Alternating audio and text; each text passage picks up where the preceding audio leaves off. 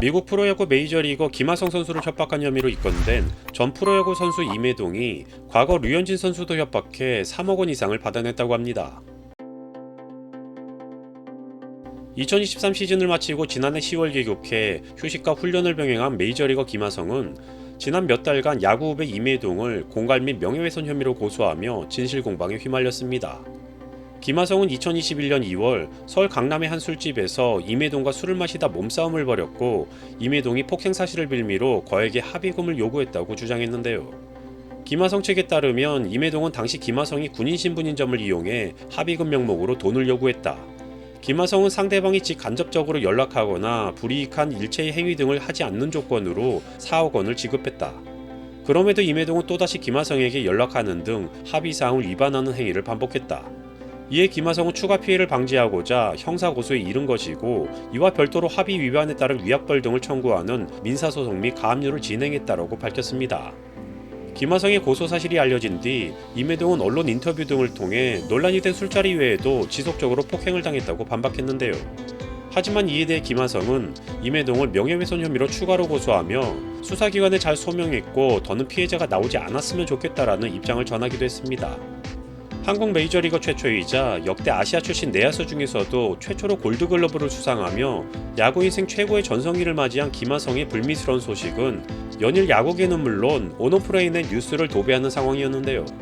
하지만 메이저리거 김하성을 협박해 거액을 뜯어냈던 임혜동 사건은 김하성 한 사람에서 끝난 것이 아니었습니다.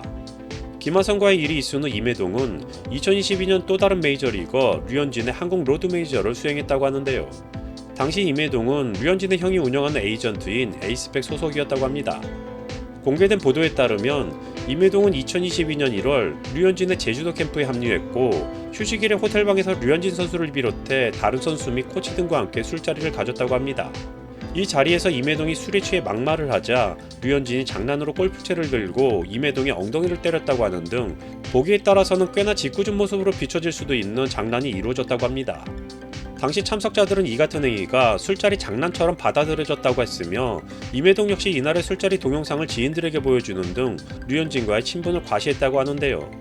하지만 임혜동은 2달 뒤 이 같은 장면이 촬영된 영상을 류현진에게 보내며 성적 수치심이 든다고 피해 보상을 요구하거나 언론에 알리겠다는 취지의 발언을 하며 류현진 선수를 압박했고 결국 3억 8천만 원을 받아냈다고 합니다.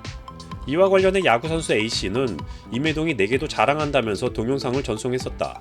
친하다고 자랑하던 영상이 협박용으로 쓰일지 상상도 못했다. 100억 원을 받을 거라 말하는 모습에 손절했다라고 증언을 하기도 했습니다. 2015년 넥센 히어로즈에 입단했지만 1군으로 경기를 뛰지는 못했고 결국 1년 후인 2016년 방출된 임혜동은 프로에서 방출된 후 김하성의 미국 생활을 돕는 현지 매니저로 일해왔지만 자신의 처지에 상당히 불만족스러웠던 것 같습니다.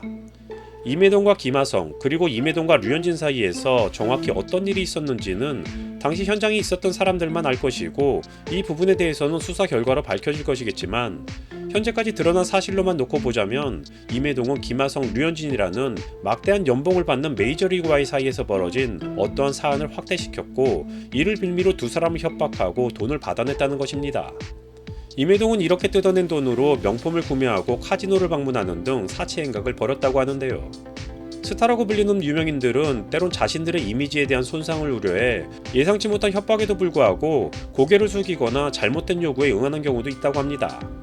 결국 이번 임혜동 관련 사건 역시 과도한 협박을 감당하기 힘든 수준으로 판단한 김하성의 법적 조치로 인해 세상에 공개된 것인데요. 이번 사건과 함께 과거 이병헌을 협박했던 김시원의 경우를 비교해볼 수도 있을 것 같습니다.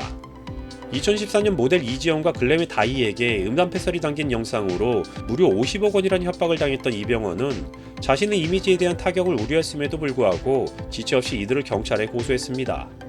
이로 인해 이병헌은 도덕적으로 치명타를 입기는 했지만 그 부분에 대해서는 물론 자신이 감내해야 할 것이고 이병헌을 협박했던 이들은 결국 그에 합당한 법적 처벌을 받게 되었습니다.